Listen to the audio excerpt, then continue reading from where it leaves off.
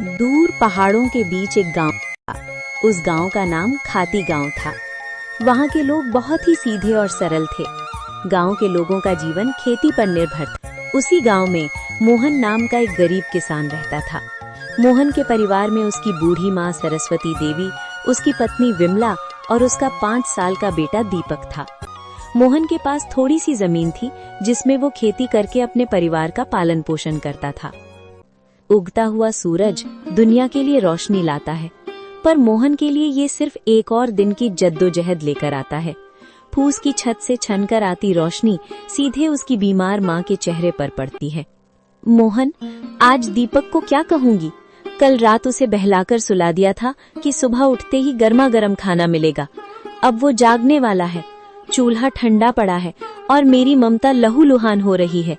क्या हम इतने बदनसीब हैं कि अपने बच्चे को एक वक्त की रोटी भी नहीं दे सकते?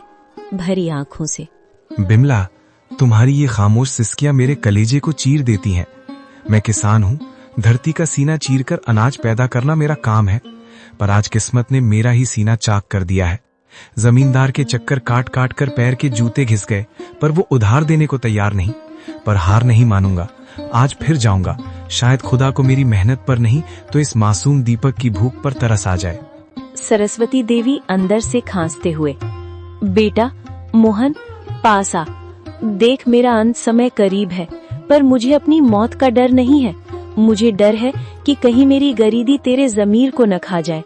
बेटा, भूख बहुत बड़ी चीज है, बड़े बड़ों का ईमान डिगा देती है। पर तू वादा कर, चाहे पेट पीठ से सट जाए पर कभी किसी का बुरा नहीं करेगा। भगवान की लाठी बेआवाज होती है पर चोट गहरी करती है। माँ, आपके संस्कार ही मेरी पूंजी है। मैं खाली हाथ लौट सकता हूँ, पर कलंकित हाथ लेकर इस घर में कदम नहीं रखूंगा।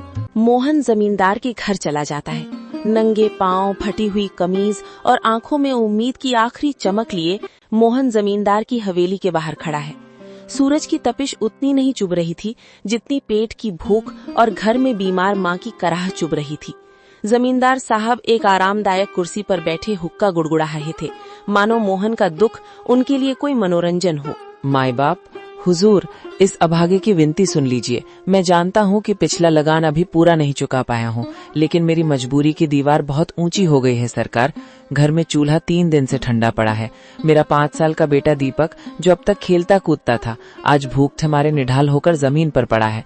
वो मुझसे रोटी नहीं मांगता सरकार, बस अपनी पथराई आंखों से मुझे देखता है और उसकी वो खामोश नजरें मेरे कलेजे को छलनी कर देती हैं। मोहन, ये हवेली जज्बातों से नहीं, हिसाब किताब से चलती है। तेरी माँ बीमार है, तेरा बेटा भूखा है, इसमें मेरा क्या कसूर? पिछली बार भी तूने यही रोना रोया था। ये धरती प्यासी है तो मैं क्या करूं?